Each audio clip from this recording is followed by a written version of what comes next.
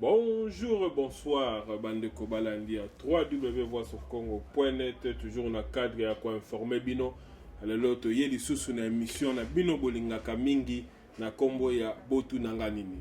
Botu Nanganini alelo tozali koyamba moko na bino oyo bolingaka mingi na kombo ya ndeko Odon Pambu. Toyambaki dernièrement awa ngana to betaki pour la première fois na vidéo na zongi na yeli susu pour na komeka ko discuter un peu ba meka ko éclaircir biso na ba actualité politique oyo ni sezali koleka na mboka Congo. Bonjour ndeko Odon Pambu.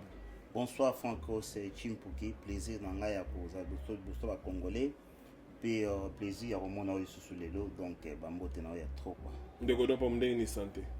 Pena aux monde rayon, au monde ni ça va. Mais pourquoi ça awa depuis le bisaki biso ki oyaki pona rebongisa makamno ya musala après ozonga na Congo, tozo monde zalaka balingi olisu kuna te toni. Te ngana za mwana ndako, mututo ebige donc enfant chéri. Il y a Fachi Azoloba. Donc, place, c'est difficile, chef Abananga, non. C'est difficile, chef Alobano. C'est difficile à l'Obano, tout Baevi. Toyaki parce que tu as un engagement sous na poto, to salaka, oyo yebi. Et tu as un contrat en bongote parce que tu as une formation sous Sanata Musala. Et comme même sopé bonheur lobby Namboka, parce que les Kambanga en Baba qui bozong Namboka mi bazolela. Donc, tu as un poto arrangé, awa, après ce tovan si ma comme tu bozong à calme. Mato est là, parce que pouvoir les abisso. Yo mo ibige atokangi miso biga kene Odon Pambu ozalaka pembe na chef. Wana ye olingo lingate. Pour musala mte futa. Musala mte futa. Mais te ute komona hawa chef ndongo lobi asila ki kopesa programme na ya 100 jours après avoir kosala ba tourner na Afrique azonga pesa programme na ya 100 jours. Yo programme na 100 jours d'abord moni yango ndengeni. Bon, pour ba tebe bazako loba ke gouvernement na salamité mais yazo wela koyala ba programme bongo yo moni yango ndengeni. Bon, na mona ndengeni te zo sala kokoso tanto na diaspora place oyo polémique eza pena makasi. Polémique eza makasi mais na bato ba yebi politique ba comprendre que idée wana eza welcome. Et makambo zo sala mabomondi déjà lelo ba makambo bandi déjà c'est bon, banzela déjà université bandi. Bon, on a rêvé, on comprendre OVD, de salango ba congolais et plaisir nanga que tangu bato baza ko rêver na poto pour nga la Congo et na Congo ba salama et to continuer ko rêver to rêver bandaka to continuer ko rêver pourquoi ko continuer ko rêver toujours rêver parce qu'il nga na tikini te tant to ki bandaka la tongo ba kino et mam to ba na poto c'est bon mais toujours ko comprendre que makambo le na Congo ça dit différent na oyo ya poto donc réalité ça na Congo. Il faut voyager pour comprendre la réalité. Tu vas voyager pour changer le langage.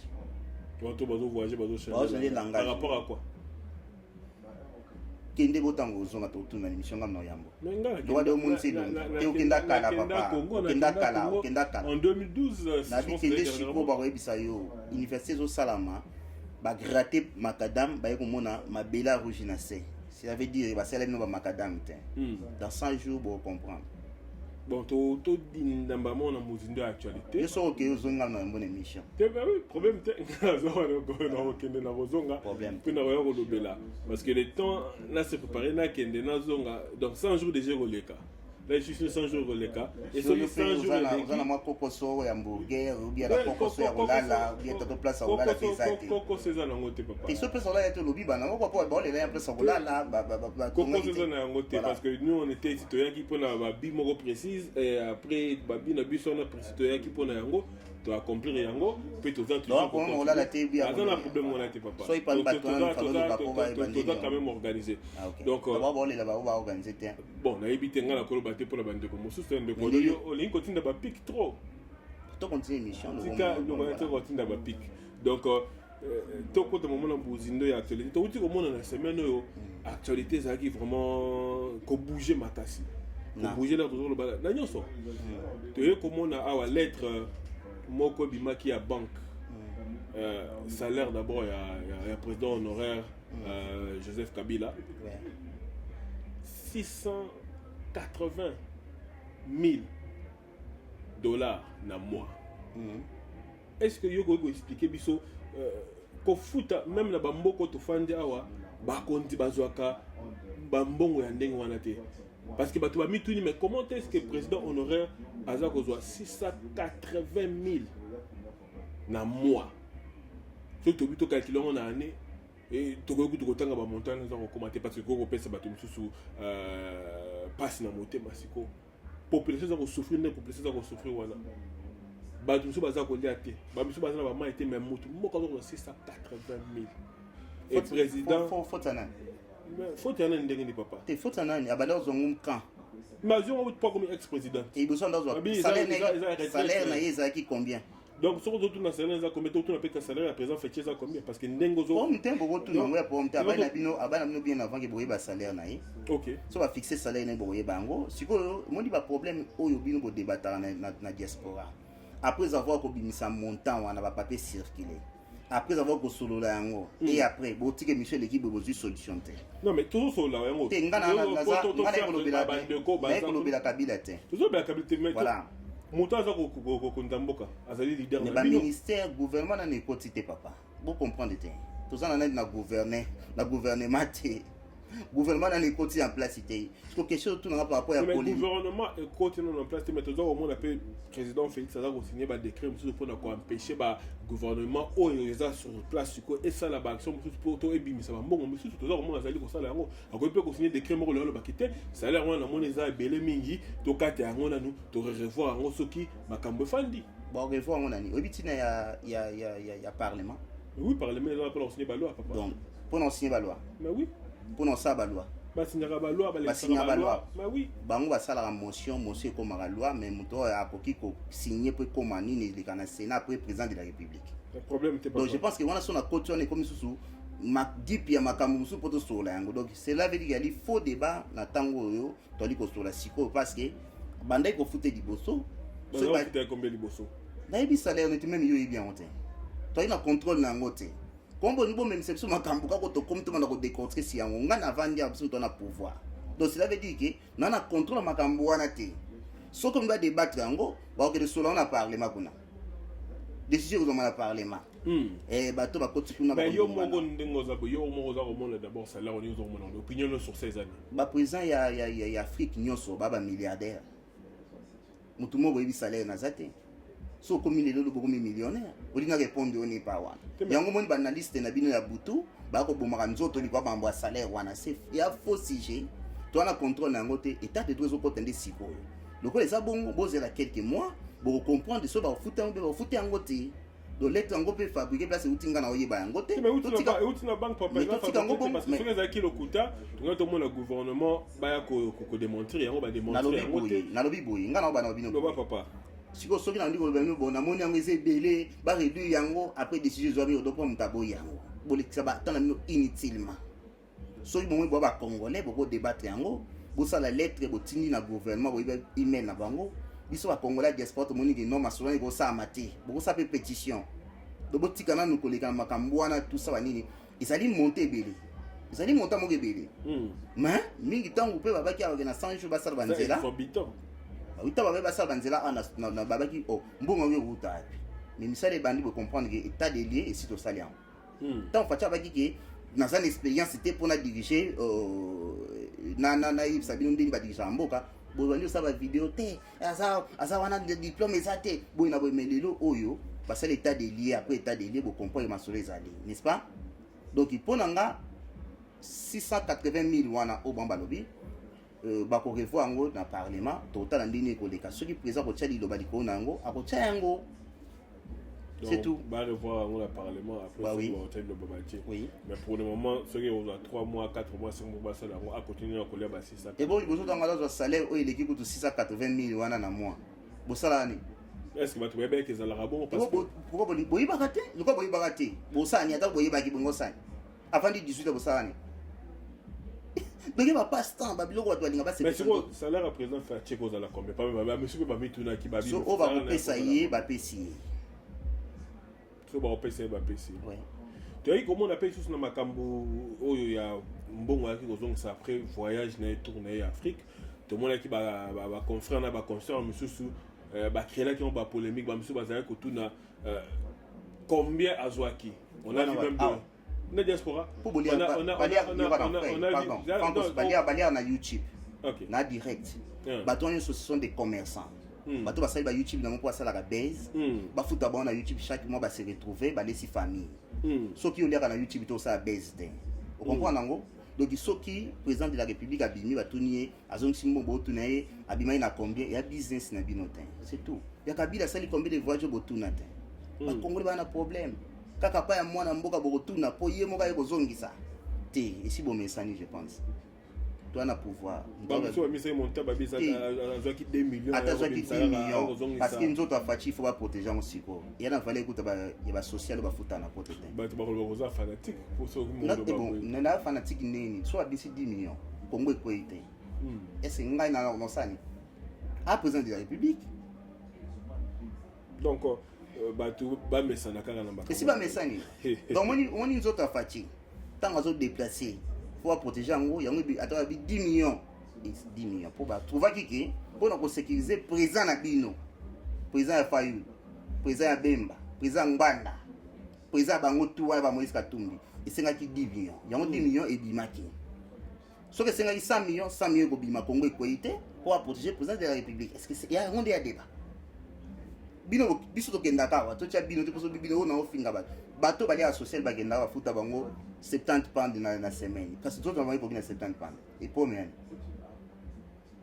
vraiment ou tu as social 70 pounds tout le monde 70 pounds il y a Félix Obofinga ka na basima ba YouTube ils a ba millions il y a 1 million de bimaki et aussi na retour 163 300 dollars ils ont na caisse bon c'est pas tout avance donc on to yo kota na makambo ya actualité ezalamaki hier to mona lettre moko bimaki to mona lettre moko signée par ancien dicab ya Joseph Kabila Néhémie na Jean-Marc Kabund Néhémie a signé pour na compte ya FCC Jean-Marc Kabund a signé pour na cash baza ko senga na Kabila sala musalo esengeli pour na ko permettre président Félix a désigné peut a nommé formateur du gouvernement parce que selon Augustin Kabouya na Top Congo parce que le président Félix a nommé informateur mais puis surtout il quitté or que na pouvoir discrétionnaire a nommé déjà Jean-Marc Kabund selon Augustin Kabouya comme informateur et Jean-Marc Kabund a kende ko solliciter FCC a solaki na bango pona koyeba ndenge nini yako bimisa formateur nde ba ko pesa ba ko komela Kabila lettre wana pour être assez la console au Sengeli pour nous permettre le président Félix à désigner pour na formateur pour na former gouvernement mais si qu'on a sorti à lettre wana Kobima et créé ba polémique ba tebele ba lobby que quelque part il y a que Kabila ndemutu aza ko konzambo kana il n'est pas livré président parce que il faut à ça l'action avant président a désigné formateur. Bon, bateau a le babongo, il y a bata YouTube. Pourquoi tu minimises tout? Mais tant qu'il y a toujours tout le monde dans le YouTube. Parce qu'il y a aussi des hommes, Jean-Jacques Wendo, conseiller Moïse Katumbi, je pense que tu as la sécurité. On peut pas commenter qui sur YouTube. Pas analyste, mais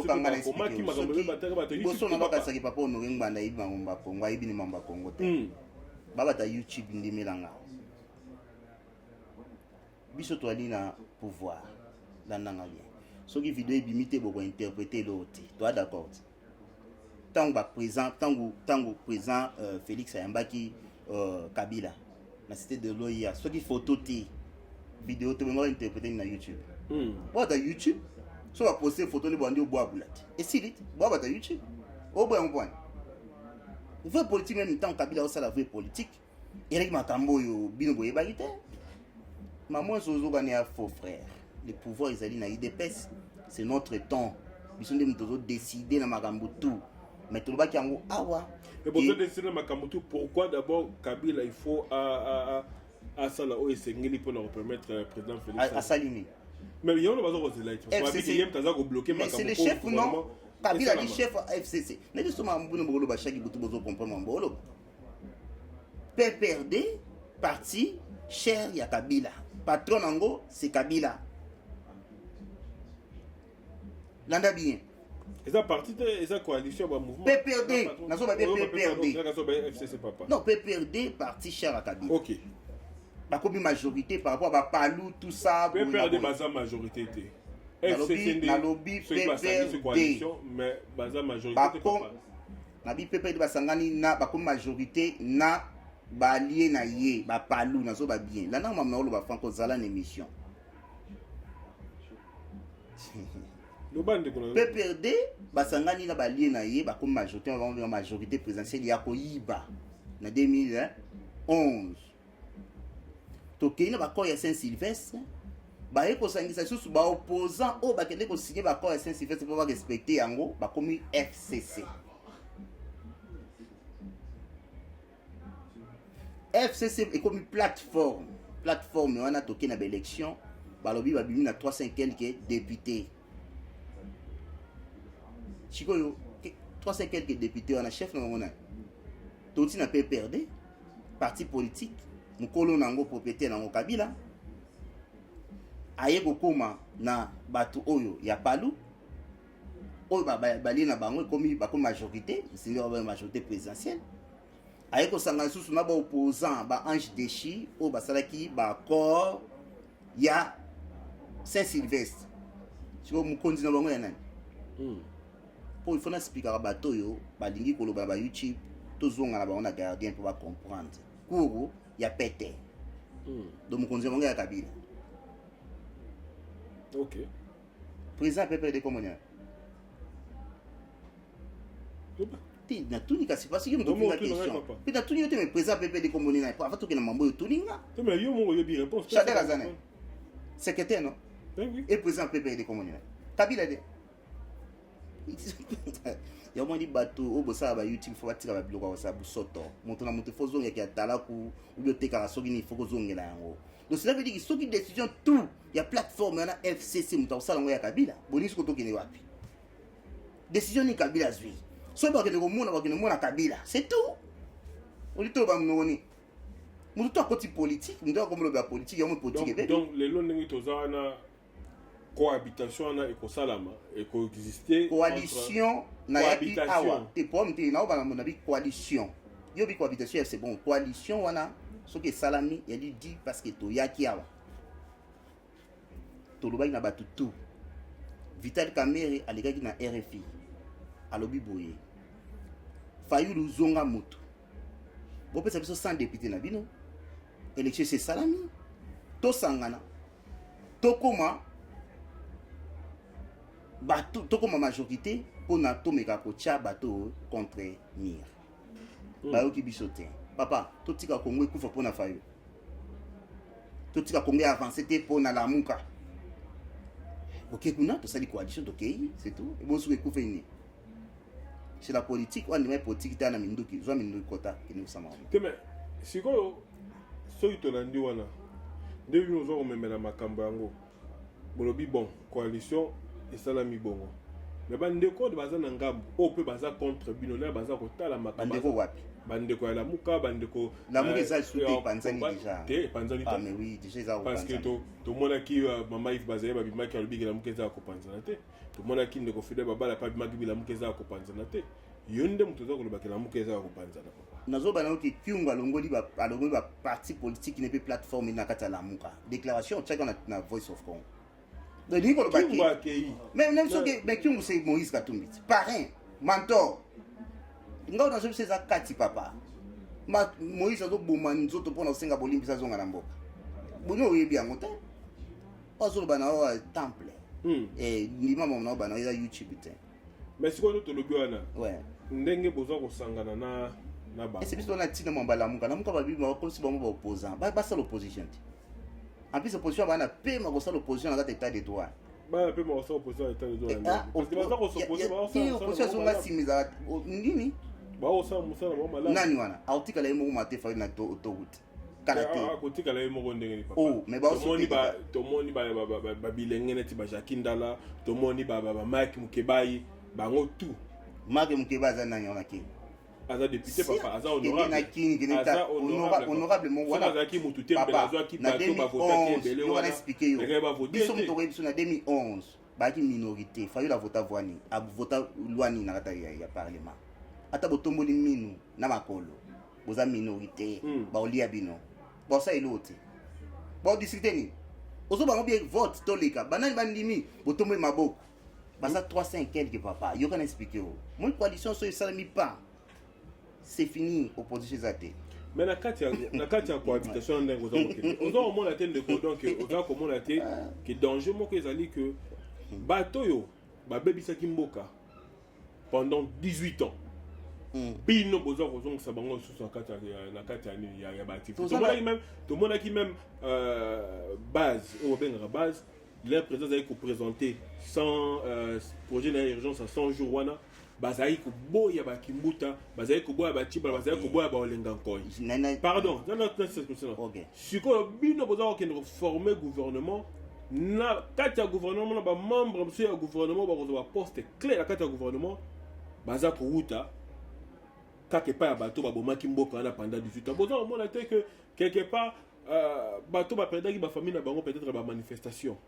contre pouvoir wana efandaki pendant 18 ans bato oyo bandeko ba mosusu bakufaki na bapasi to na baviole na baeste wana quelque part mpe baza na droit ya kozala quand même fâché baza na droit ya kosepela te na ndenge mambo ezali kotambola papa parce que bino boza kozongisa bato banyokolaki bango pendant 18 ans na pouvoir. Question yali très belle question, très bonne question, mais yali ba makambo Mike Mukeba za osala exhibition na bémission nanda koze la question wana nzambe merci oyebi nanda ko expliquer ba tebela wa soko koma ba journal na yo koma ka yango za politicien te ko kumeka ko se fabriquer en politique il faut ba former très bien frère touti quelque part tozong sabino na histoire ya musée Moussa Komari na ki na vandaki a travaillé dans mon boutique c'était les pères attends mon kota kota ina mni na ye Justine Kasavu alo be na poto asa ina na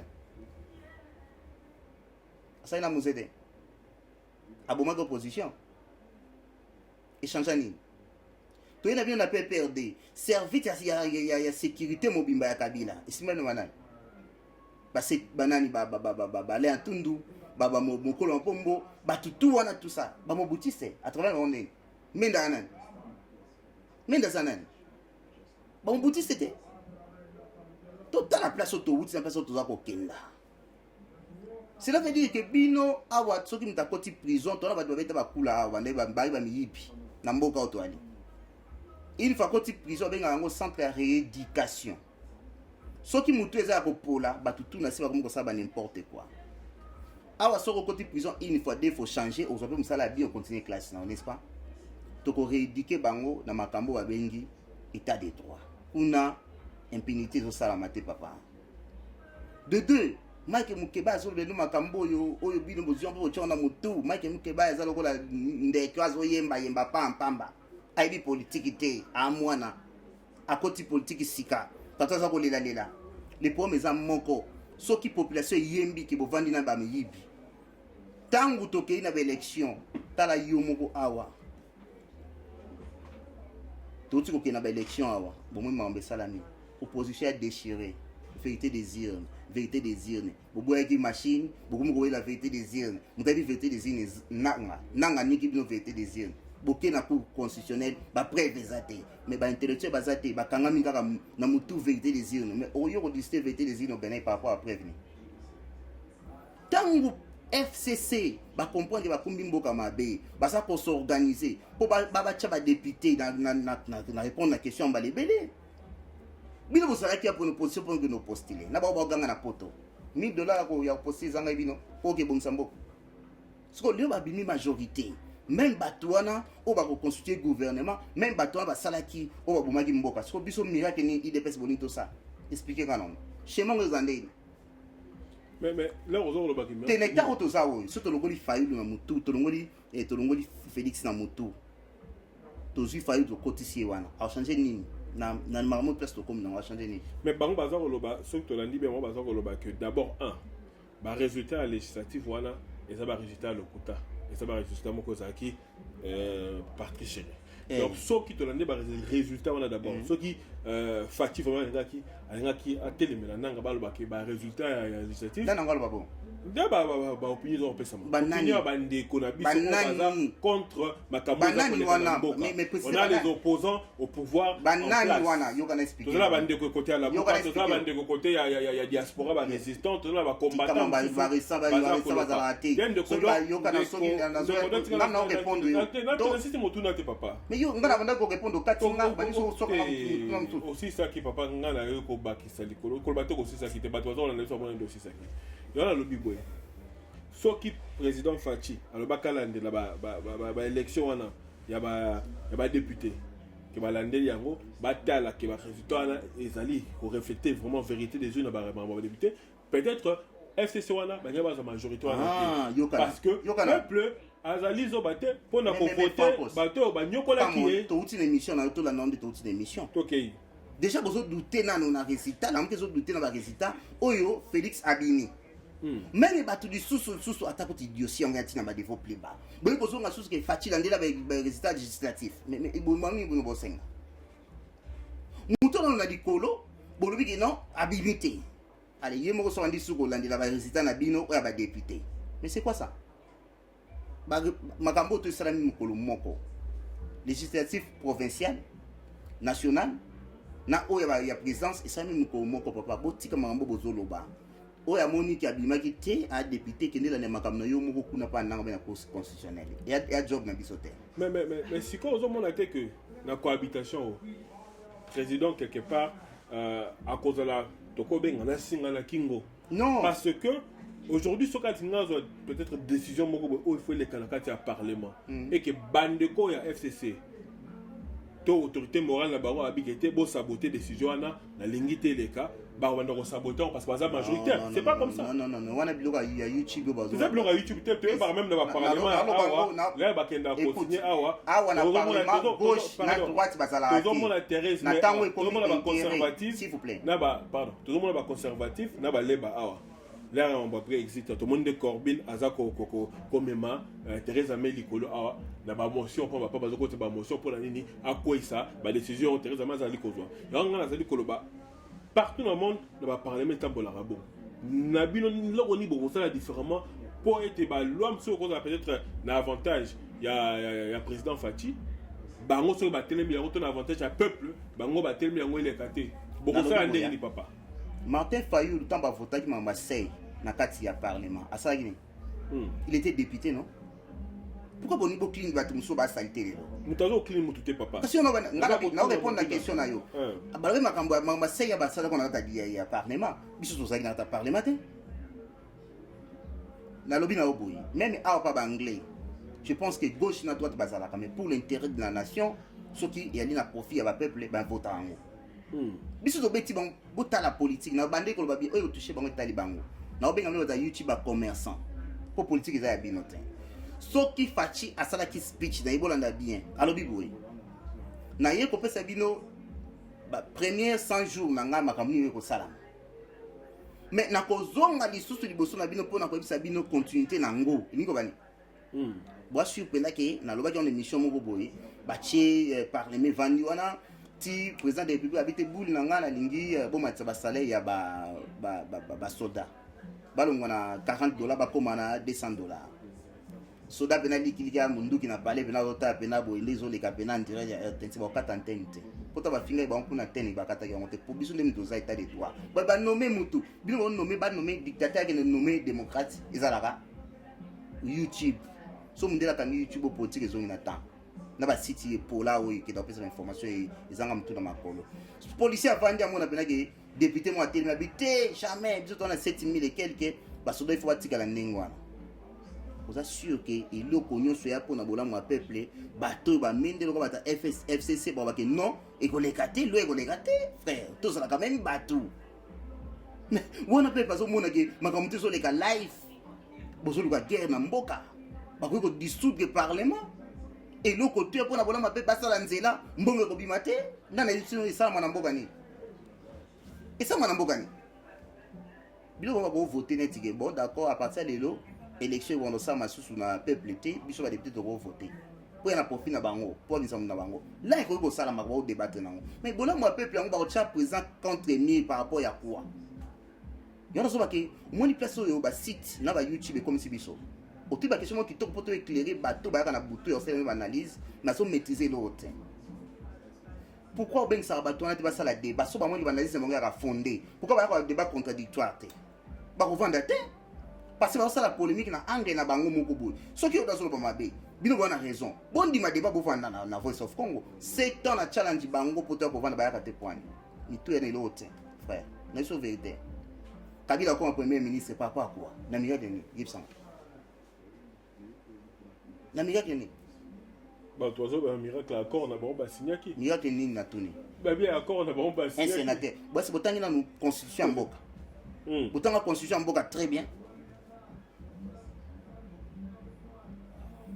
Biso to ça la coalition na bango na FCC baba na mboka muza yaki apinisa ba mususu papa na bemba oyo bapesa ke pinisho bia sani atonga nzela matadi soki ya nini bango balimbisi avandi makina ba nyongo ebeli na Congo Kabila ya avandi si bata Mobutu même pour la sécurité ya Félix oh non azaka na bata Kabila yimta nomaki bango boy na tuna ki bango question Macron avant la sécurité.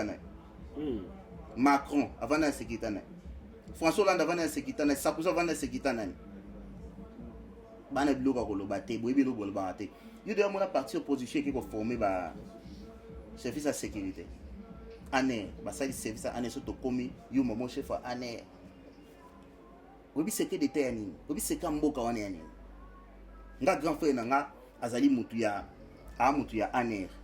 Na pesi kombo Feli Messioli na boke ndro vefe boyeba banda Mobutu azala tilelo aka directeur ane po yebi sekra mboka na yebi frontière ndenge zala siko so bo moyeba Kabila longwete YouTube na YouTube frère so ba supprimer YouTube au politique ko respirer je pense que la répondre à la question na yo so kité au bandeli na manuel mais siko ba to balingi ba comprendre deal nin parce que tout le monde a dit président Félix na razaki na Namibie ouais alobi que dit les Alaki oui avant les élections bazalaki deal oui la Kabila bato ba deal wana ezalaki parce que tu dois comprendre comment est-ce que yo za candidat ndeko musu pas za candidat boza 3 candidats yo ke ko ça la deal na président sortant attend que qui pour n'attend te ba kite que yem to gagner et ba na ki pété. Pourquoi il y a quelqu'un qui a dit na président dit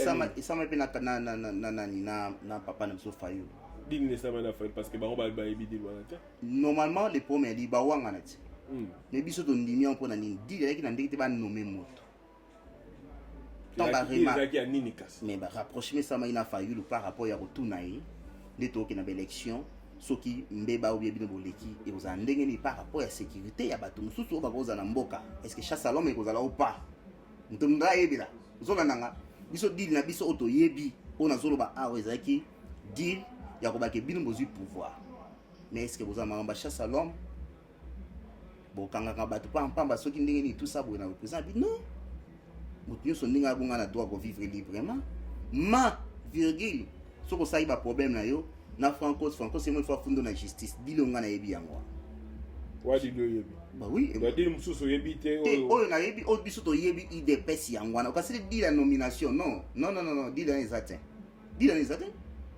ba mexa mutu moi cité ba mexa mutu pouvoir des choses mais toi il peut au moins susu ba sortir ba sango awa to yeko mona monseigneur Mosengo abimi na mboka Bruxelles et a lobby que Moutou a gagné quelle élection? Il a répété. Moutou a gagné quelle élection? Il a dit Ndeko Fayulu. A lobby, a lobby que, avec le bac, ça que système ya Kabila linga ko koya, ce qui président Félix, andima qui a perdu qui ba élection wana. Non, ce qui Félix a perdu ba élection. Andimi qui a perdu ba élection Fayulu Moutou a gagné parce que c'est non bango. Fayulu Moutou a gagné qui on. Le système ngé ça la système ya Kabila linga za la souffter wana. Mais bino nous permettre système wana za pérenniser. On est outil na sango monene ya mboka monseigneur Mosengo. Et la défense na yeba ndeko ya la moko baza ko lobake l'air le baka que papa Etienne a gagné en 2011 bilotou bo supporter ki yango. Et aujourd'hui monseigneur Mosengo est insulté partout sur internet parce que a lobby que fallait gagner l'élection. Bon donc quelque part qui talibanisme na bino wana elati bino bokomi même ko attaquer ba ancien allié na bino. Nana respect pour papa na biso surtout basali na Nzambe papa na biso monseigneur nani Mosengo. Mais tant que na conférence nationale souveraine il fallait non va voter premier ministre Mobutu tika pouvoir na bato mosusu pe. Mais Mosengo mtanga a dinamaki kwa président transition yi Mosengo ti. Ye Mosengo. To comme na 2011 vérité des urnes tu sais que des mutu a gagné tout ça suite tanga yi wapi. Bon Mosengo aza comme citoyen normal neti bato tous les bala hein. Ce qui a lobby na makamba lobby ni tel Mosengo. Mais Mosengo sikondo nga abimisa catholique ba sa marche la ba yoka moto ordinaire. Akimisa catholique. 5 ans ba pesa ki moto ne bandeli 5 ans ba comme nango oui ton dit président Félix regardez il évite que 5 ans ni président Félix siko Mosengo ya ko pesa moto ke non yete mtagana ki na ba Mosengo na ba ngotu wana ba lo kwa ngati échanger ni fayu la sali tourna bini na zengi luketu tia lembi azonga na Faden House so diwa ici yana ngana kwa na gombe mulili libanda grave papa na yete ba kota kuna tendea mine ça tient pas ndeko donc tu veux comment je pense que c'était aujourd'hui dans un comprendre na lo bien na comprendre c'est pas soutana mona longo soutana ngoma ta bubwaka muto kwa ngana ape na ba bi azaka muto ya pamba te papa amuto kwa ngana mais na lobi ba muto kwa amuta pamba ta mutani na ba diamant nzoto amuto kwa ngana yo papa lelo na histoire ya Congo muku na lobi monseigneur Mosengo na minimiser ete muku na lobi boye Mosengo za mbana suka muku na lobi se bonga bitala to bando koloba lelo suku mekito koloba parce que ndenge za bongo Congo za église catholique rate ya laïka frère vous comprenez ameko pesa moto na tala ndenge ni bato ko sana Congo muta obima zate muta ko pona madidi azade na kena Congo muta ko pona fayula ate abini azong na Faden House ake la dodo donc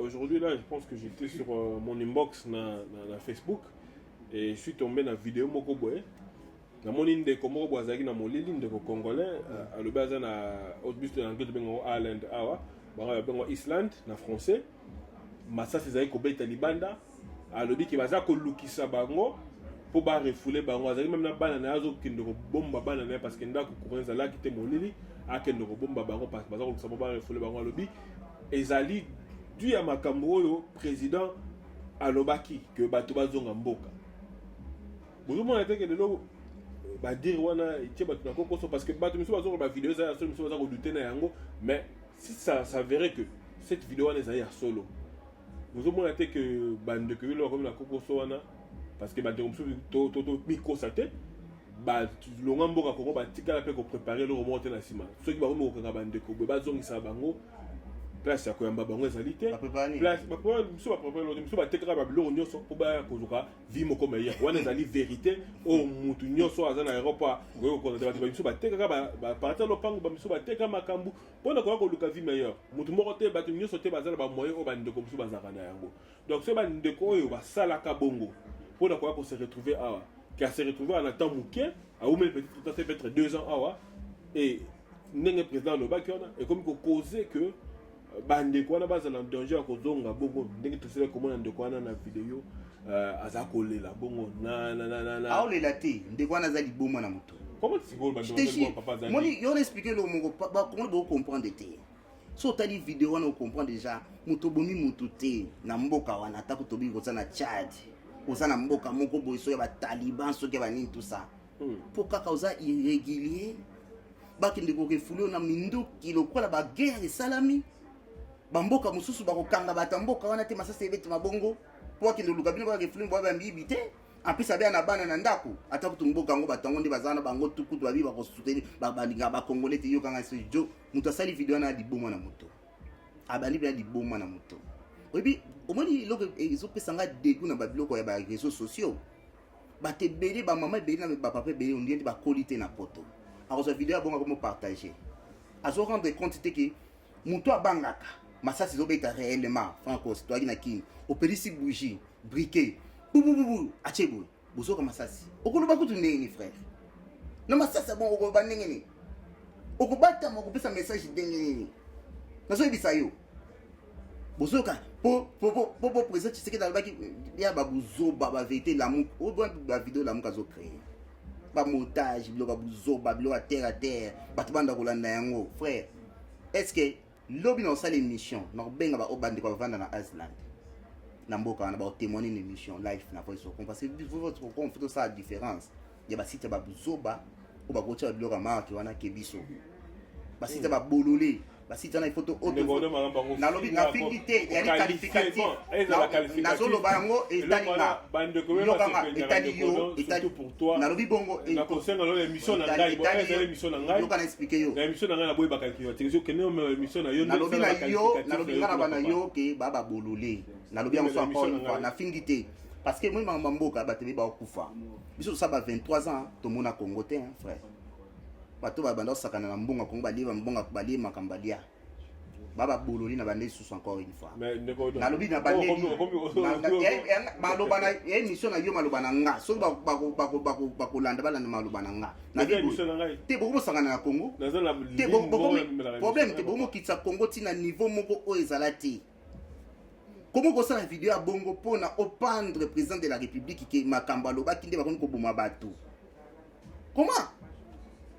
Bolé a dit Moutazo comprend ma camté incité. Tu n'habites pas imbécile. J'ai pas dit ça, frère. Tantôt, on a pour ma Kobo soit lingala. Bolé a dit Mouto a comprend ma camboté, mais c'est comme ça du vrai.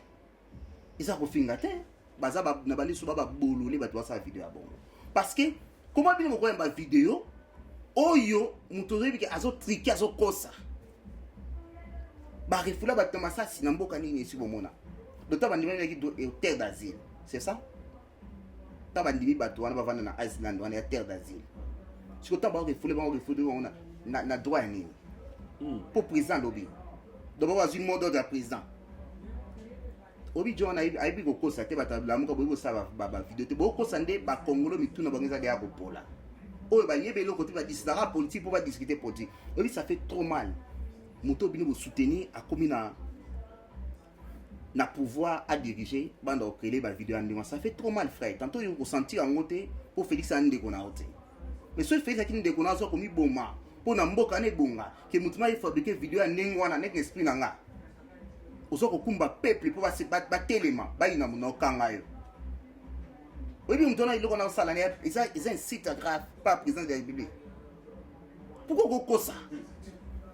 Pourquoi vous conseillez la moto du Camboboy, Bilo Bozon Dimango, du Camboboy, Moutasale le côté, président Félix a pouvoir, qui dit Loba qui, Bazo Boumabino. Comment vous l'enguez sa mité ma maman boye?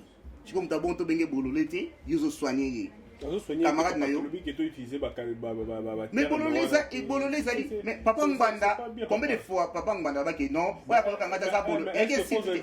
Papa Mbanda va que Bololé incite, Bololé a dit Mouto à comprendre ma cambo. Est-ce que faux exemple? Là oui, on doit comprendre ma cambo, n'allez à Bololé, n'allez à bon problème, est-ce qu'on a vu que John a imbécile? On a bien bon problème, la bande de John a vrai Bololé. Tata Mounine bon pour na $500 au saba vanter à bongo lobby bano ba la vidéo. On a tourné mais bateau sa vidéo quand tu fais ba silikani. Yebi bon ba silikila. Ba silikila. Ngana ebite na tuni. Oui yo ko ya na ba silikani. Ba sen bale ba sa la vidéo. Yo mtezo mona que ba sala en 2013. Kabila était au pouvoir. Ba tire ko finga ndenge wanti. Ba sala en 2014. Ba tire ko finga bongo te. Ba sala en 2015. Siko lelo te Congo ya biso tout, il faut to loba na 2019. Mais en 2013, ça va se passer nous na Kenya. Kabila au pouvoir, mtafinga Kabila zate na base ba loba, et mtafinga nani Olive azate. Mais souci ngo ya Congo, bola tonga na 2019. To luka base ba na ba ko lobati. Bazaka vidéo wana eza kibozoba. Donc muto ayambi vidéo wana yo moko ko mazoba wa blague, soko analyser te. Na mboka moko te terre d'asile. Ba yamba batu bongo, ba reframe pa masas ezala te. Atoke na mboko to banga mingi bakata mutu eza wapi watu wana wapi mboka moko komo na kimi bako refulu ndenge wana te okay en plus yo kanga pona sema mutana okosa na mboka oyo bobwaki oza exilé politique beblo mwandenge wa tout ça boye donc dans la pension la boka IDPS vous sentez que biso ndem to sala bino bozala na poto. Mais ezali kambo. Te nazo yana répondre. Te nazo yana répondre. Je ne pense pas que bato baza refoulé bon bazar bato. Te nazo yana répondre yo. Le président a déjà dit que mboka ezali alingi so ba exister. Et siko oza ina statut ya blé ya ba réfugié ba refoulé pe. C'est ça, ndemi bokanzi. Grand frère nanga na statut ya blé ya ba réfugié à l'aise. Siko bo mamni ni bosola. Ocha débat wana bengisa bango bien fungula phone siko. Toyoka bango émission musunga na koya na lingi batu nyoso la muka na batu wasaba vidéo na ibatina nini bazo selama te ba olela lela ba bengisi bino na kini te apesi message on a ki la na batu bana bambongo yo si peut-être yo mta social ba bengisi ko tonga mboko tonga onde ou yo mtu ça dépense ko na be mtu tonga mboko donc batu ba yambi bandimi allo isa phone na bango te bana wrong number ila batu basana statut ba réfugié oyo su na ino baboy pays oyo eyambi bino tant que ba exilé po ba ko luka bino fo beta masasi ba traumatiser na bato bango moka mboka leti guerre bandi ou bien ba iba adresse na bino ba placer bino ba kanga bino à partir ba adresse na bino ba buki banda en plus mutako kanga ya police te eza soldat te masasi zo beta na guerre bino bondi ma vidéo bon mutaka kanga ya ba service à immigration ba buka kanda ba koti na 5h du matin ba zio na tata na bana tout voisin ko baté ba buka kinda ba soki na van à la direction aéroport en plus ba tenali effet bima na ambassade na bino ya mboka wana c'est tout donc limbi sangana on a passé le francos pardon na yebi que voice of Congo même ngana émission to na kata site voice of Congo to fingade so ki émission na ba ba bololé et di bateau yo baza ko sala commerce na ba YouTube pour ba tromper mi to ba congolais et pourtant ba réalité té vérité té yango wana. Ok, tu comme ok, ba mitu na biso so ko moi 2 ou 3 minutes na to kenda. Tu comment na awa bande ko ensemble na to so là qui avant. Moi nungu koti na kati na bango. Ya mingi to moni elle ouais Moïse Katumbi ba sali déclaration. Ba lobi ba reconnaître était mais ba constater que le président a été donc ba checker la place na rocha par la CENI. Non mais na cour constitutionnelle batala muka wana bato la muka ya ensemble na kati la muka après ba lobby que bas après ya ko soutenir ba activité na yé positif ya ko sala ba ko combattre pe yété ba hôtel mais na yété bit la bango komi ya kolongola combat oyo ya vérité des jeunes et combat ya état de droit ba lobby ba remarquer que Félix a qui nommé par Kabila na CENI ou babi Kabila te babi CENI est validé par cour constitutionnelle ba constater ba reconnaître ba constater nana sa déclaration lumbi ba sa ki déclaration mo le ba komaki wala et bimaki bango ba komi prêt à travailler na ye et ya ko travailler na kati ya gouvernement ta côté na gouvernement te mais baza prêt à supporter ba action oyo eza pour la bénéfice à population. Mais bah, le gouvernement va l'opposition là pour la vérité des urnes, mais pour l'état de droit. C'est pas, je pense que Kyungwa Kumanza Obeta Bale Mususu, non, président. Kyungwa le quitté. Kanabi Boy, n'a pas de réponse. Kyungwa le bigué, président de la République, Abana est président Azaka Mokonako. Vous comprenez? Mais ngana lingi description politique et salama hein description politique alors les premiers amoko description wana bamba zoloba wana hein soto zongi na makambo batindela ki Fayulu description les salama gite akoka ki angote c'était l'une des choses au babaki Fayulu fa fight pour la machine description et salamité à partir à Fayulu. Mais des crispations on est qui à partir Bemba Azonga nandinge moko ya ba norme bien et lo ka kimila to bien tiens maman il passait parce que bazong c'est nanda kuna été azola la nanda coûté et bon nanda musude ba on ba za na mbongo to yi batanga sala rebellion ko ta bado kuna nanda ka mongo il faut azonga nanda kuna e tamba ke kuna tamba ke ya ke nego tika aki déposer et candidature na ye alala ki likolo ya ba mesa mais lobi na tanga sukota ke poser candidature wana nda yebi mais yebo mtalobaki habito la na condition mo bien te na permanence soki ndenge ni bona yebo mtalobaki baboya ke na Gombe siko pona osukula te organitika candidature ayebi mais pour na kozonga ya koluka place oko kovanda wana ndaza ndako ka moko frère bazo mbonge beli bato wana ndako ebeli na Congo il faut akende ayeba bazo luka tozongi pas Moïse Katumbi abayi il fallu la dépenser trop a dépenser na mwana moko o azali mineur makasi na nzoto ezate a leader te parce que Moïse amoni ke mbongo ko moko sila mais de crispation wana pas ya Moïse azwi yango te. Vous comprenez? Donc sikoyo yebisa ngai sikoyo koto kiunga lobi ke non ngana lingi ba Moïse bazonga côté mususu awa balobi ke non to lobi ke ba nommer ye mais to travailler comment mutu aza nommer bido ndima bo travailler naye est-ce que yo ba comment ba comprendre il y a un problème au moins mutu yo aboya ki mangani ndima sikoyo maboya na soni mangani ndima alinga ndima siko po asala ko neti moi mascarade moko boy na maloba na ye tout ça va po moni ye failli mon collègue na ko voter aboya ki machine tanga komi kuna azu papier taba 20 yo do tsaki yango yo na linga ko bloka bongo azu papier a chebro ba c'était o saka papier oyo bakiana tout ça à côté si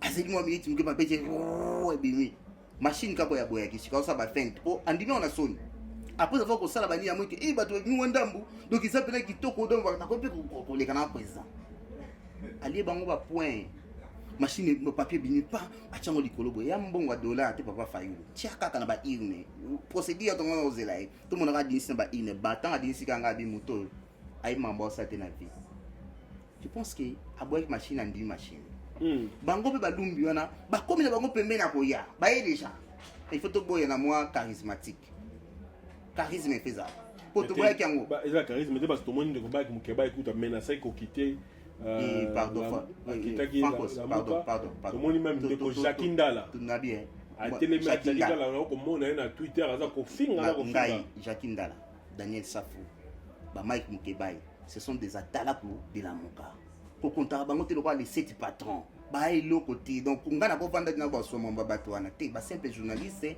ba ke ba postuler ba voter ba jeunesse jeunesse sans futur nde ba sola ka ko comprendre jeunesse oyo ba ko tikila bana eloti donc Safu Mike ndeka ba finga ka wana ne bande ba jeunesse sans futur ba exemple te frère baba bana ba valeur moko te ba ko transmettre par bato rien ba lo ngwanda tike ba résistance nini ba résistant atike boni eloti ba ko bangonga bazo bete bazo eloko bazo lo bate ngara lobi bientôt so makamba mikolo Kyungu esi asutaki bamba la muka abomi la muka Moïse Katumbi mentor na ye ezali bango wana Mike Daniel Safou Jackie ce sont des atalaku na kini ba n'impact même pas Daniel abaki di na boy na ko basa mai vino tout ça bakangi ka wana ko sipembe boy ko mimba mo so ekaoki uti na famille ya pasi mon frère muyombe lo kwanga ozwi na yo kanga munoko na yo politique zo beta malikolo otika wa bango te Daniel Safou ba Katumbi na ba mbemba ba beta vrai politique ba so na fati ba yebi réalité donc yo soko lobi mingi anasuka esi li obebi via ye wana mutola ndé mambaza soutien ba bini ya ba PV ba PVT pour ça une capacité même ya ko sala ta campagne mais comment ndé ko lobela ba peuple congolais ba voter na mawa siko yaka ba preuve ba ozela yo okozonga na ba $100 banda ko tindo na basi na poto na ba mawa na soutenir ba 30 akozonga ba 30 siko boule au moins déjà 10 000 na miso ozonga na 30 au piquer crise ngosu na mbetu ka pour na biloko donc nani na lobake la muke si panzani o mona ya coquille vide MLC zawana tout parce que au moins ba ba ko supporter ba MLC ba mona so politique MLC mona so politique bato maluwaka bato nanto bakenda bafuta mbongo na parti ya business chairman business mutu bakangi babite zo avocat simbisa lupanga boy mais tu vois moi on appelle de ko Fayulu à renoncer na mandat parce que bato baza ko lo ba o ce cas a vraiment contre pouvoir Fati a CGT te ko mona annonce bimi que à cause CGT renoncer na mandat na pour renoncer cela veut dire refuser. Mais refuser ça beaucoup CGT mais tant on dit refuser il faut longwatin c'est que suppléant wana kesan bobi rola suppléant expliquer bato balanda bato tout bakendaka na ba nini bana ba suppléant na bango suppléant ça veut dire que mutumo odo akei maintenant la réserve na ngamo boy francos hein na tché parce que on ne vient na mes patron hein voilà les là mon c'est long na c'est mon quand même to betano fafa pourtant vous avez sima on se comporte bizarre mais bamba na mon mais ça va se comporter bizarre là ni na wana to bombi antengana négotika beta to au moniteur to boy ngana bibo ngana kene ba élection mais francos ndé azali suppléant na ngai sans francos asalango eli bénévolat job mon bénévole.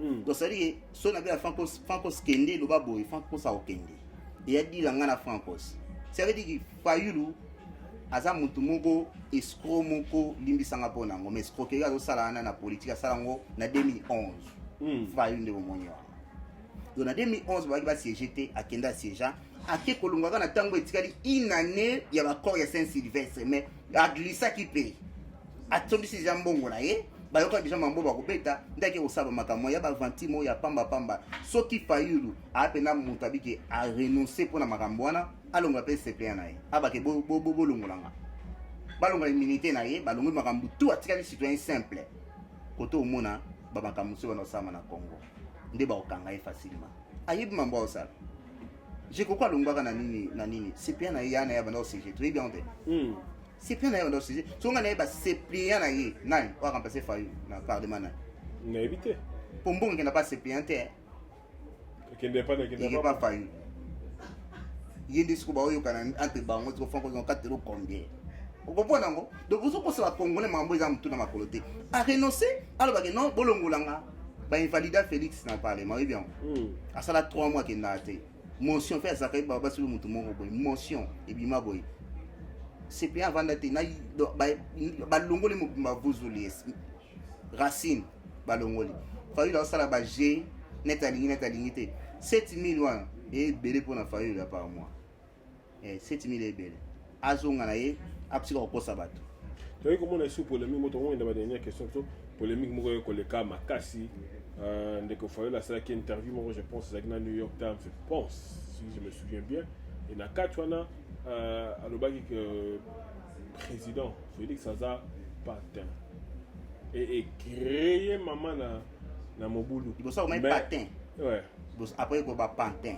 yango là oui pour y a des choses et créer maman na mobulu et créer mobulu tellement mobulu yango ezaki makasi batu ba réagir na ndenge moko ya kosakana te mais leur lettre ekobima wana batu balobi que non Fayulu azalaki na raison ya kobenga ye bongo parce que azali marionnette vraiment que baza kotambwisa ye epai ya FCC ndenge toza komona lelo donc bapesi ndeko Fayulu raison ya ndenge abengaki ye bongo na apesi raison bandeko mingi ya opposition baza contre pouvoir ya ndeko Félix wana na kin na poto ba opposé wana ba bato ya YouTube bato ba commerçant na benga mikolo faut bien on combat commerçant ba ebelote frère ngano biso mbasolo bon nena lo baboy pantin il ko ba mwana moka moke en quelque sorte moto ya sala kama na choix na yete ayi ko décider te bazo kenene gauche bazonga na droite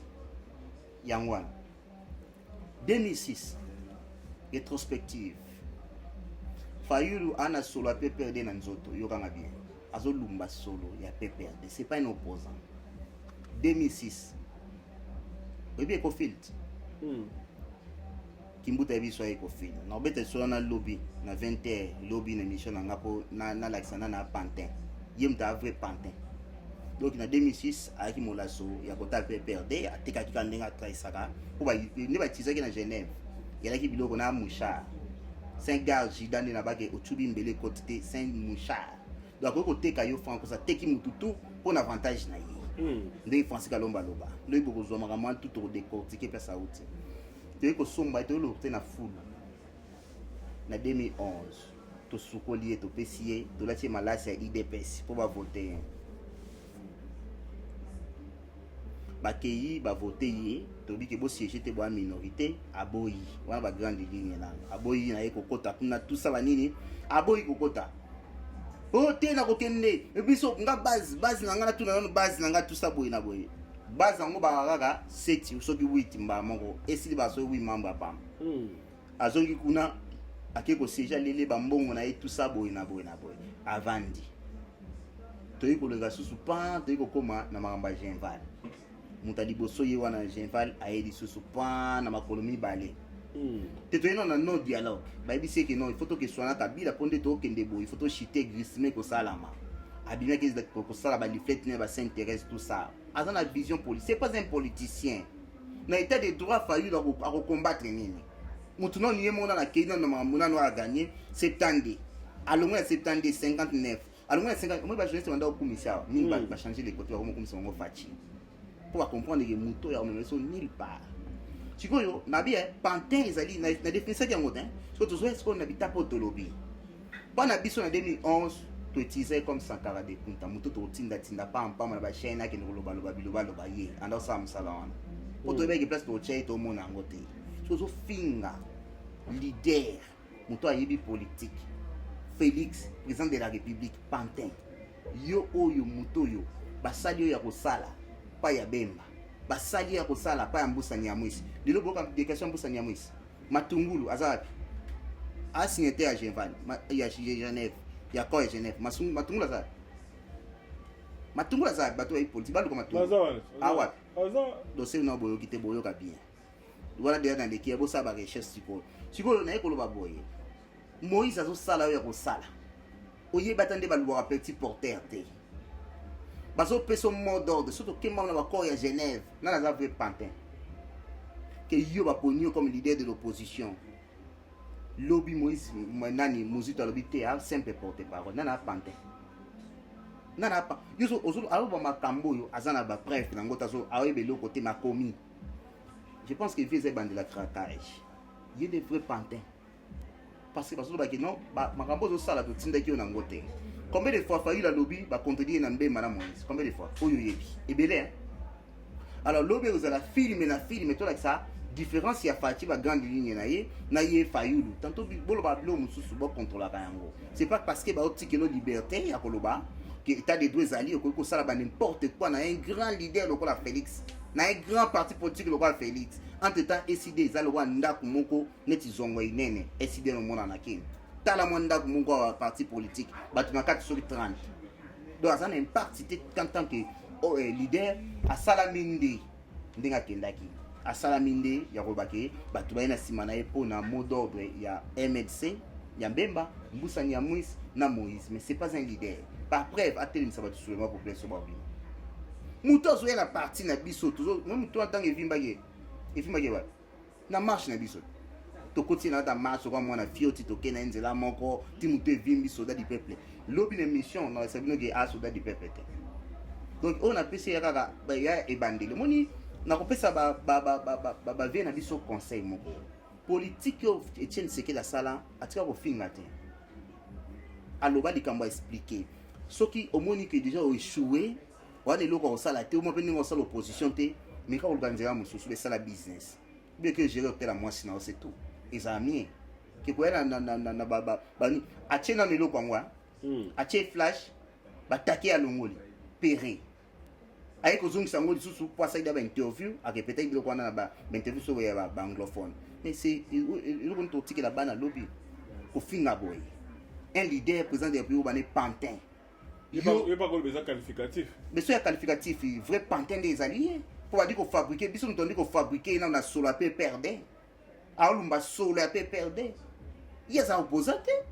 Biso il dépêche tout le bana biso. Boutan raté. Bateau baningana té. Bando opposition c'est l'opposition. C'est l'IDPS. Bateau ne soit tika dans MLC, Baliana Kabila. Bango tout kaka biso tantôt ça l'alternance. Nini président sortant na entra ba ça la remise et reprise de te comprendre ça ma solo donc ils avant lobby na 20h avec ba preuve donc tirer la bino pour toi c'est qui est un vrai Pantin entre président Félix et Fayulu c'est lui au bazo fabriquer le comme terrain ba bendi koto pa bemba ningisi lokolo ba bendi koto ningisi lokolo tout ça boy et voilà na été sorti na lobby bien na lobby ni donc pour retirer émission de cordon tout ce qu'on a lettre monsieur c'est mieux signé par Vital Kamerhe Yemoko Aza Kosenga et qui pas président Baza Kosenga de Vital et je pense c'est banque c'est un récupéré d'être là parce que pour comme on appelle Batunambe Baté pour kolobaki yo voix seconde lobaki boye la sima na récupérer yango mais ça sur monument il y a on va aller sur 2 millions et c'est pas grave to les cannabis ya pontin et pour tout le cas tout ça la moi hein bien bon tout comme la lettre wana il y a signé par Vital Kamerhe eza kosenga na nini na banque Futa 500 000 première banque je pense que c'est Equity Bank à Kinshasa bah combien Equity Bank 500 000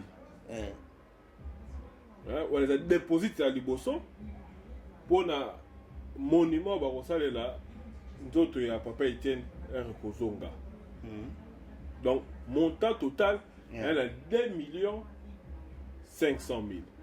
Mais ndeko oyo azali ko sala yango kombo na ezali Meko Disengomoka Christophe nandeko bazami ba japonais ndeko Meko Kuyena William bango nde baza bakolo compagnon eko sala monument wana. Donc montant basenga eza 2 500 000. OK, ça c'est 500 000 mimi to moni bandeko bazali ko décrire yango baza ko kama balobi comment est-ce que bakobi misambongo ebele boye kaka mpona monument la population za kokufa bato baza kosouffrir bambongo ya minene boye ezali kobima na bien boyoka bien Tshisekedi azala premier ministre na Congo. Tshisekedi azali opposant historique a memeli sous makambo to moni muto yo Fayulu parce que moni apesi respect na peuple na présenté ngape moni apesi respect zate. Vous comprenez? Parce que wana azali na ebité bato ba souffrir net IDPS bazate. Donc ceux qui mutora Fayulu muto tozu na fulu le la comme ko finga président de la République pour na bolamo église na ye mo wana na rejeter ye. Donc Kayen donc mutumabe donc faut le roté kayo yo ndo ba batiko na Zanzibar. Batio pela chaîne na king bateki yo Fayulu. Lobi sube ngande na na kati chaîne pona ye. Lobi na 20h to ko kalinga ye to yiti to kalingi ye to tokisi ye. Tant to se to kuzonsu to kalingi. Vous comprenez tout ça là? Tia okoma poussière. Et loko to loko na IDPS olumba solo PP de yo opposition. Pas bien solo PP pona biso le ngo chambango finga président de la République. Machine lobe etala. C'est tout. Pour nous, on peut ça kiloter, tu as accès à un pantin, vrai pantin, matiré. Mais on répond aux questions. Tu as appris que si on a tanda, on a essayé comme il y a fou, ok, il y a vrai finger na Twitter. T'as pas papa ou monsieur. Quel est le gérer hôtel à moi si na okuna, quand il dira comment va facture, passage combien, vite fait. Na comment combien, franco ça qui passage combien, c'est tout. Pour la raison ma politique, on doit se fabriquer. Un an, tu es basé sur la Sénégalais, Angolais, tu es basé place à Botamate, tu éviter. Ana 62 ans aibo ki Congo l'état dit mukolo wana yo papa na ndinga na âge 62 ans botama na mboka ndina aibo ba ki Congo te de fois c'est sur place à Botama je doute fort parce que comment ça a créé de nationalité mais akenda ki ba ki Congo te mutana 62 ans moi na 57 presque aibo ba ki Congo te na 57 papa na Belgique na Mr Berg hein c'est ça alors ça n'a pas Mr Berg n'importe quoi. Tous on une machine à zéro. Qui Congo pour état de droit ou comme ça le libertinage et cotaté. Pardon. Là où sort finga na finga no ngapo na lia mafinga. Na iba na banga na muntu ndo finga ngako te lo ni finga te mususu aussi na la iso musu place ya pour finga bien. Na bibone. 2 millions na bino bozo lobela wana. Hein? Bomo na mebele. Mukolo kabila iba mise 2 millions pour ça la studio na lo bay. Na ko mbo ba Congolais t'es frère. Les places d'éternel outil, je ne confirme pas.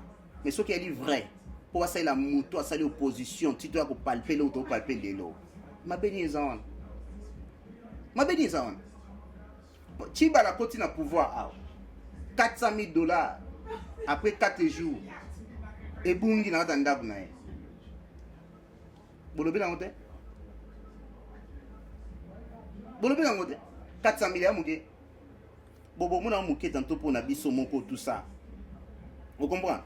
Bobo mona muke pour na ebele pour na biso nto vandi. Non mais c'est ebele te. C'est ebele te.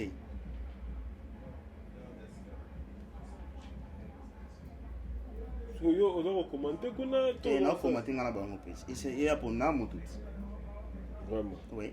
Donc quand on commence à suka émission la vision de Cordon, je pense que Toto Kabwana awa mon à la fin na ba débat Rolanda biso ezani papa. Mon à la fin papa Kizenga Koufi a traversé Mboka père son âme. Bobsek ne kolega ndenge l'équipe parce que a honoraki Mboka te.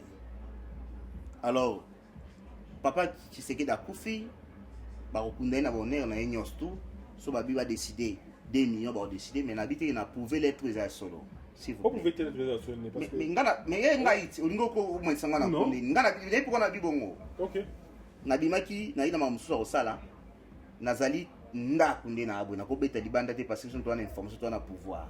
Bato yo bazo interpréter biso. Ngana bango to susu niveau mo te yoka bien.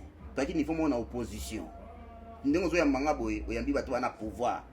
Tozo concevoir pouvoir, to protéger pouvoir na biso. Ya moni na yaka pa ya bato wana o bazana ba homme 40 bata confusion kozongi sa bango na nzela. De toi susu na bino kosala combat mon côté to ina opposition. Kanambe dégage boye na boye muno so ba makambo ya simanda ko te. Nga ana ko beta libanda tina na droit wana te. Parce que na en quelque sorte la bouche et l'oreille du chef. D'autant on a attendu faire une information où ils en attendent. Alors on a dit qui c'est pour cela nazo bando qui na prouver l'être wana te.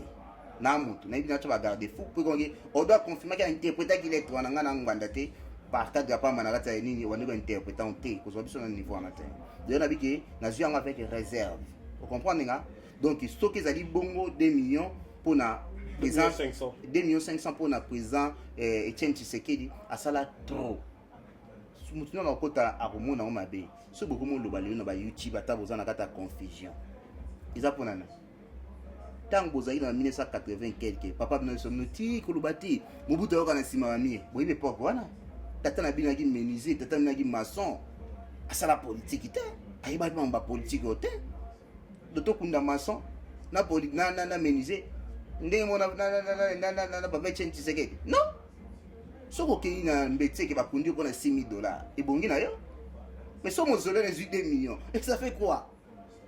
Asala mingi pona Congo. Ça fait quoi papa? Mais les so ba pa ino so bazo lo bana. Ba bazar ozanga ba classe. Ba lobi te ke so ba école. Ba hôpital ezate. Ba lobi oyebi bazar okufa na banzala. Oyebi combien na combien. Oyebi combien de mais na lobi na yo na lobi na yo 63 000 etikalaki. O bazongisa ki so ba melaki yango bazui susu mususu ba bakisi bango pe déposer 500 o tangelinga na lettre wana. 2 millions pona Congo eza elote.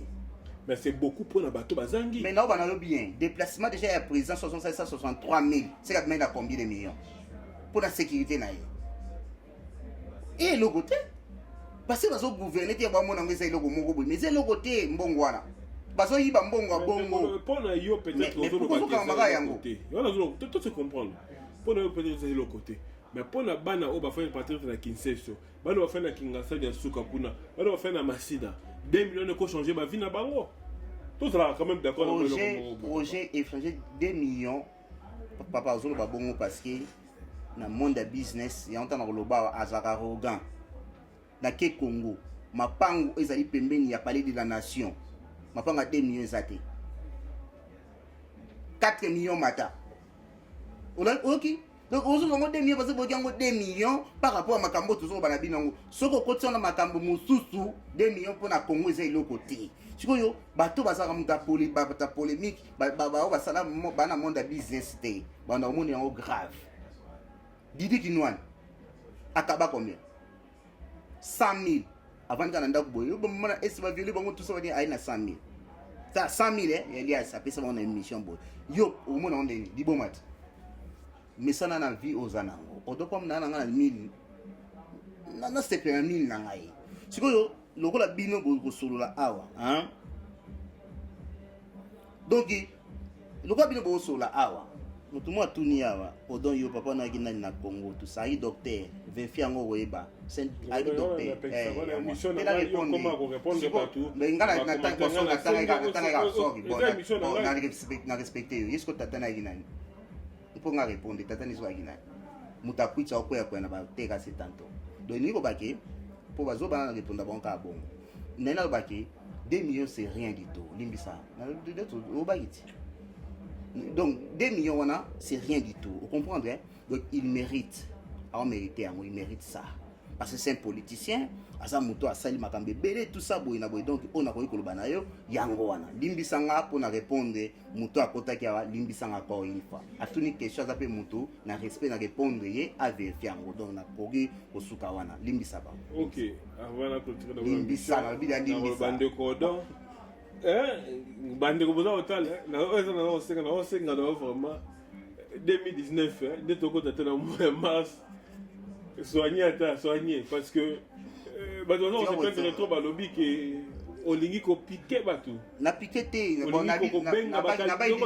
bakalimbisanga bato biso bamona ntango ye alobi nanga na zoba abi nanga zoba yo ozali oza kokamba me na répondre namonaki yo okambaka masi moto akambaka masi ye nde moto apesaka exemple papa na ngai yo ozolanda bato ozokita so moto ana monoko nde aza bon alobi te ake kolala orive yango alotondo yo zala exemplaire te politique ya kongo yo kana explique moni mpona sukisa ngo boye moni niveau afinga papa Tshisekedi wa Mulumba niveau bafinga nani Félix Tshisekedi donc ngana mimo na sikoyo déjà donc ça veut dire que Congolais pour qu'il n'aille ayoka bien zoba soka yo qui n'ende abo zoba mutu amayi la yebo solu bo sali échange mutu pe ayibi politique ayebo sali pe mo échange aussi pe mo ndambo vous comprenez donc yango wana sikoyo moni lokola ya tuni question wana so na tike ba tumso ko mona ye te bon tantôt père nangala kine na pesa un exemple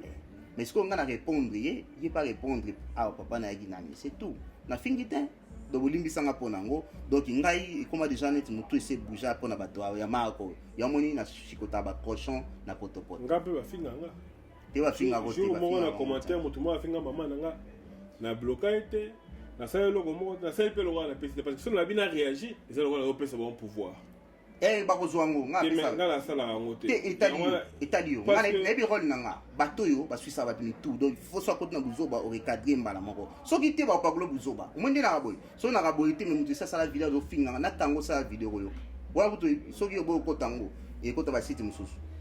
Merci beaucoup na bandi bandeko bosi ko landa biso de partout le monde na ko senga pela bandeko boyaka na ba commentaire tomeka koyeba ndenge nini ya kodiscute bravo tomeka koyeba ndenge nini ya kosololaka soki moto aza na même avis ke yo te ole ya kofinga opesi avis na yo soki opesi avis na yo na bandi ndeko odo aza liboma te akotanga avis na yo mpe akopesa yo réponse ndenge elongo bani mais soki bino boza koya na baprovocation boza koya na bamafinga ekomama biso esika moko te ngai moko nafanda nakufela mama mais na mona ka moto ye afingi mama na nga afingi pe ba momoko ya mabe ayeba na ndimi te ke ndeko na benge mama na nga azala so na mokili te mais eza babiloko elekaka nayebi te pourquoi bandeko bele balingi komema makambo yango bongo kongo yango eza ya biso nyonso kongo eza ya bato moko te eza ya tribu songolo te eza ya biso nyonso soki tokomema kongo wana na bosolo peut to même changement à malamu il faut to banda ko refléter d'abord changement na ba comportement na biso moko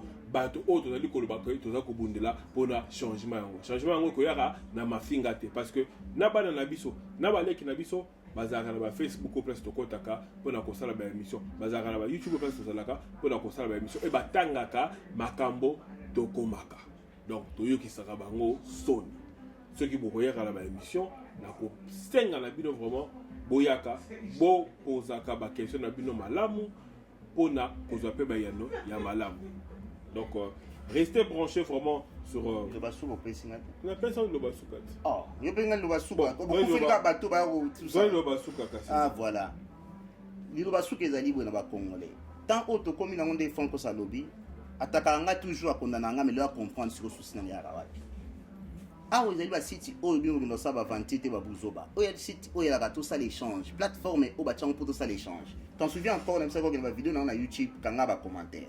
Et après, on a genre, il y a bateau, il y a marre. Mais ce que vous avez un commentaire, on a contre la vie parce qu'il y a boui. Et vous les avez yo, tatana zanani, zoba. Na répondre ni. Si vous posez un commentaire tatana zanani, yo ndi kimpo tatana yo, lo te. Si vous moni ndenge ke bongo atokangi kombo obomi kombo na kata Facebook mais ozwina mutuna oke kolala comme vous raisonner pour aller na kotaki pour ba répondre aussi ko alors pour osuki ça je pense que na ina zonga na vie fayulu na rappeler yo craquage et bande nango yangwana. Je sens que on est que l'autre toujours comme mon compte. Au salon la vidéo mususu tu na Voice of Congo mona nde ba finga vie fayulu yemo. Batonda côté là vite non on est comme ba vantir. Ba théâtre Congo na besoin de théâtre tin. Congo na besoin bana Congo ba simba na poke ne liboso. Tika ba vantir, tika mamba ko finga vie tala liboso parce que yo côté le IDPCT on a dit que lobby na 20h ngana yo histoire vraie avec ba preuve na ni po papa oyo so na dingani ka bote kolanda bango te yesango yene mosenga te mais parce que nazo mona bande oso zo ba ke lobby to ko finga donc ngape na ko senga la bande ko ba zo ba chama ko ma finga te ba finga te ngape na kozala na so na mona bande ko ba za pro bino ba omi ko finga na kata on wandi pe ko bloquer parce que yo bloquer ka bande ko oyo lo ba ngape za mo bande ko j'avertis zela ngana lo bana yo te ngana lo ba papa et biso ko zo tala ba lo yo ba so ke biso en plus on le sapina émission na la tiote so il mi sanga la tebo so na reso na faut pas na sing bolimis na ba boy fanko so na doit bloquer ba ton émission o ngana o piate te so baza ko finga ko so ki yo pese émission ba finga ga na bloquer na émission na longoli parce que yo expliquer parce que a débordé trop banana na kipe mutongo te te mais émission na ngai mais yo il faut censurer te mais émission na ngai mais la vie faut censurer c'est ça le problème émission na ngai mais yo na biki ngape na émission na mo bande ko baza ko déborder ngape yo kanga s'il vous plaît et c'est trop cette émission bien to c'est ma na bi ngape na ngalo baka c'est la ngolo ba émission ya mbinga et émission na ngai c'est la lo ba na pesa ko to pesa lo ba suka te ko cette émission émission ya mbinga na tozali awa to gérer une page ya Voice of Congo nous avons dit qu'on débordait bande émission plus de 20 commentaires yo sanctionné to tiki ningwana oyambinga j'aime qu'on oyamba yo bato ba déborder une émission de bloquer bango mais sur émission ngamo na opesa ngo te yo za invité te on a droit te pour so pesa émission awa on doit zali ba ofinganga awa otiki ngo peleki donc passer le droit dans zaki te on a droit au ça l'émission na yo mais comme elle émission yo te nous invité on va bloquer nene supervision ngo ça ndeni mais ce qui est on doit vendre dès non bloqué parce que ngana zali yo sensibilité pourquoi ba no bloquer parce que dans notre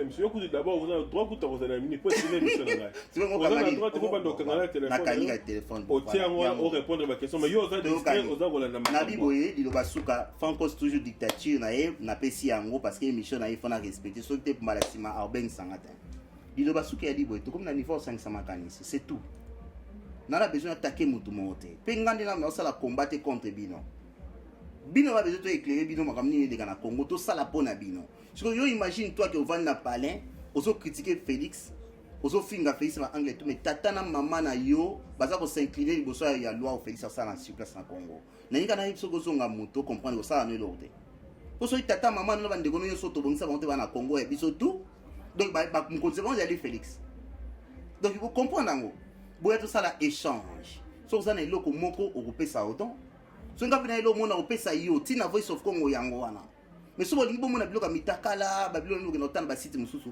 oponi site na yo obreno sa biloka ba ya ba ventir mais so ko zongi na Voice of Congo zala mutu lata costume vanda calme Hollanda so kite ndeko mo anda contredinga bande kuna to fingi alors lo bani mabete odon ni nango okomi wa ozo bule neni ozo kanisa nini wala libada plata ndo ko mangwana ezali eza opinion na ye mais soko yo odo zoba boeneni ozwa ya yo donc merci Franco pour l'espace au pesinga à chaque fois ben sakanga tozong saka makambu na temps parce que bato so sala ba analyse na poto mutu moko opesa information te ndenge biso IDPS to yebi po biso to simi pouvoir ya mboka to kiti ba visa ba sepelika te mbongo ko ezate ba sala voyage ezate donc botika ba poster ma chère na ba tapage pa mpamba bo save mbongo po lo biso ke yindi kende pe utaba famille na ko kosa chuter pour combeza na ngosuti merci. OK, merci beaucoup na banzi bande ko aussi ko na biso de partout dans le monde ndenge na sila koloba tous en abomoko to discuter tous échanger ba idée sans mafinga et koza malamu mingi na ko bengi sape bande ko ya ba parti misusu ya ba plateforme misusu bande ko ya lamuka bande ko ya ensemble bande ko ba résistant ba combattant plateforme yango ezali Franco ça comme bima na caméra surtout bande ko mi baza ko contacter nga avant baza ko lobakete yo bima na caméra to nito za na to fanda na plateau boy donc à partir d'aujourd'hui ceux qui besoin na poser à contacter biso pour na ko le kala ba mission bo contacter Voice of Congo to ko fanda sika moko pe discuter pe tokopanza mpoke sur makambo ya mboka boyaka mpona kodefendre bacouleur ya baparti na bino ya baplateforme na bino mpo toboyi telo bibolo voice of congo eza voice of udps oyo eza voice of parce que lea tobengaka boye moto ase présentaka azalaka te mais mpona kose plaindre bozalaka ebele ya kose plaindre donc tofongoleli bino machine boya po ete tosila kopanza mpoke ndenge elongo bani.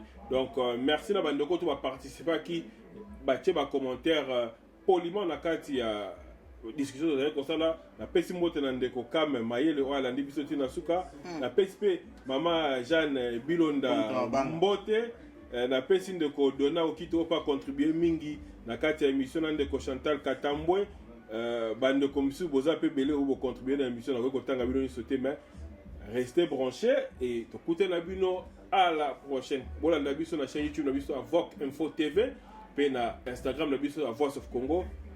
Bye bye.